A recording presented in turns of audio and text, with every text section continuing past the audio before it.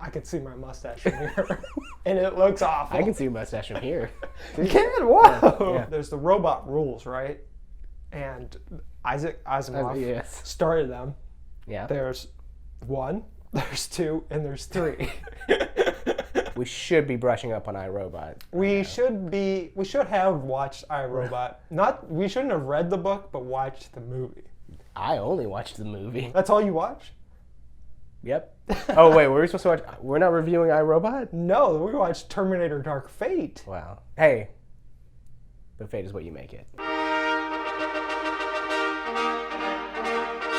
Me and JD, we saw Terminator Dark Fate, if you didn't realize what was happening literally 30 seconds ago. I did not realize what was happening, and I saw the movie, and I know what we're doing. And, it's got Arnold, it's got Linda Hamilton, it's got Mackenzie Davis, it's got Gabriel Luna, and you got Natalia Reyes. It's a good movie.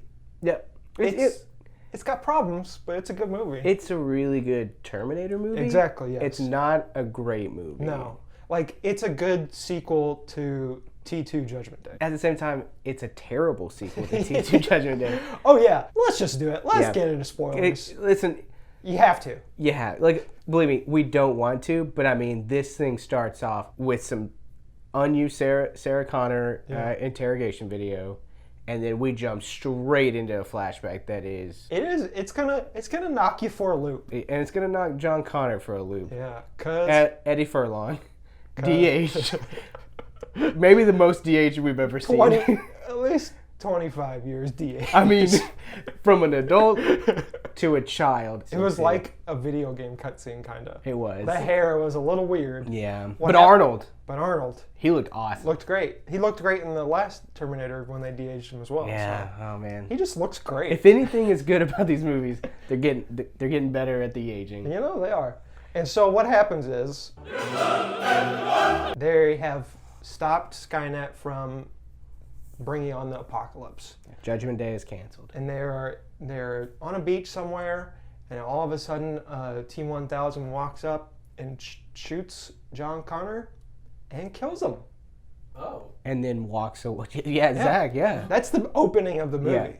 Yeah. And then I was there like, this movie is gonna be crazy if this is how they start. But they sort of peter off. Yeah. It does start off really great. It introduces Grace, who's played by Mackenzie Davis. She is a robot-human hybrid type thing. And they land in Mexico City, and she has to protect Danny, who's played by Natalia Reyes.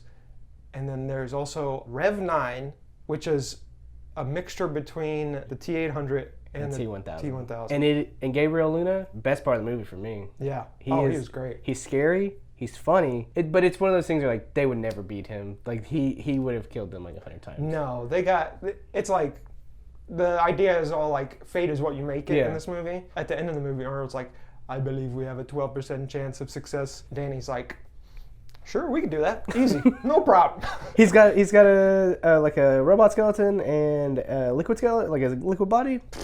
I'll take those odds. Yeah. The plot of the movie is exactly like every other Terminator movie. A robot is protecting a human from another robot. Sarah Connor won. Yeah. But something else is back. Yes. And so a new threat has emerged, and there's still a robot uprising. And guess who's responsible? Me and you. Yeah, I know. Tech. Our phones. We're just busy texting, and we started it. You started it. Yeah. Wow. I can't believe you did that. Shame. It's Terminator 2. Mm-hmm. Pretty much with some... The beats and the pacing is exactly the same. There's an exact scene pretty much from Terminator 2. They're on except for they're on a highway. Yeah. And instead of a semi-truck, it's like a bulldozer. Yeah. And instead of a motorcycle, it's just a truck. It's a good time. Yeah. And I love the Terminator franchise, and I really like the Terminator parts of this. Yeah. But I'm like... But that's the problem with all the sequels is there's parts to like. They're so awesome, at the beginning. Yeah. Like, when Kyle Reese gets sent back in the last one, you're like, oh man, here we go. We back in the 80s. We're doing something, though. It's a twist. Like the T-1000s in the 80s now. Yeah. And in this one, it's the same thing. It's like, oh, here we go. John Connor's gone. More like John Goner. Gotcha. It's supposed to be Linda Hamilton's movie. Like this, it's just coming back.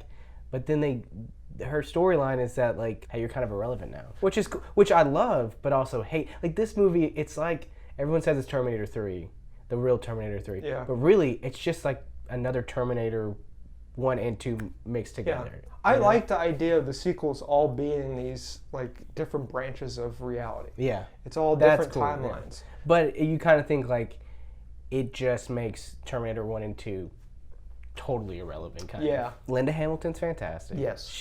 And it's rated R. It's not rated R. It's not like R, it's like the last 30 minutes is like hard R. Yeah. But most of the movie and is just Linda like Hamilton is like swearing every like 30 seconds. Well, you know, she lost John Connor, so she has to. Arnold has been a part of every one of these movies in some kind of capacity. Salvation is... Look. You know, he was there. His face was there. It's a McG movie. You know what you're going to get. McG! And then like Genesis, he's just so cheesy. Like, but this movie like nails it. Yeah, because it plays with that idea of Isaac Asimov's rules about robots. Is like robots will learn to have a conscience, theoretically. And it plays with that idea of like, okay, say you did kill John Connor. What do you do now? Because you've stopped. You've done your mission. Like, you can't go, like, because that's the thing they never explore in the Terminator movies is like, you're stuck there. Yeah. You can't go back to the future. And you're not going to willingly shut yourself down. Yeah. But it's a great idea to play with.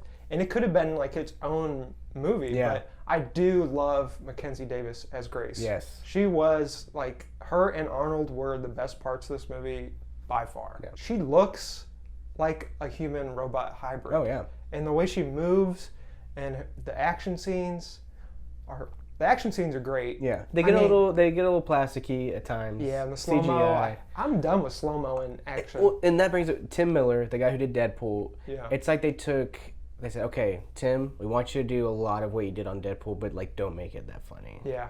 We still make it a little funny. These characters, like you can tell that like James Cameron is back, being like, okay, the characters are what we have to focus on. On a scale of I'll be back. Like what's the lowest I'll be back? What's the highest I'll be back? So the highest is like the perfect Arnold impersonation. I'll be back. I'll be back. And the worst is just like, I'll be back. I would say, I go like I'll be back. You know, it's a good time. Can you give me a number too? Like a 6. Yeah. Like a 6.5. It's a good time. It is like thrilling to. I mean, it's like there are moments where like, oh, they're not gonna escape. Yeah. And it's that fun T2 element. You want more, and you also want less. It's just it's like I'm confused by this movie because I enjoyed it, but at the same time I'm like, here we go again. We're gonna reboot the Terminator franchise in a few years. I would give it I'll be back. Yeah. Like a 7. Like a 7. Like it's not. Terminator will never be the cultural phenomenon it was in the 90s.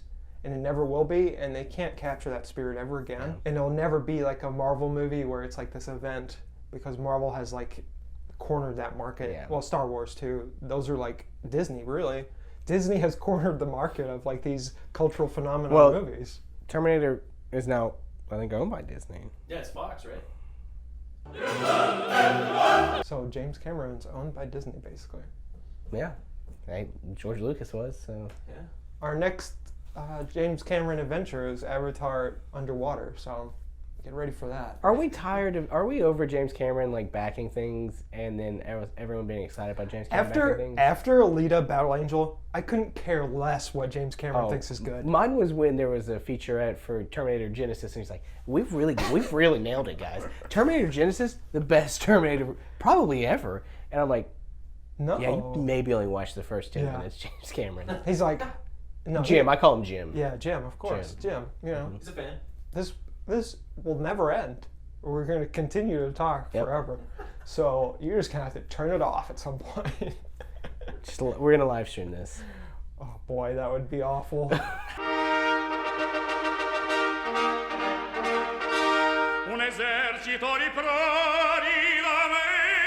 I'll be back.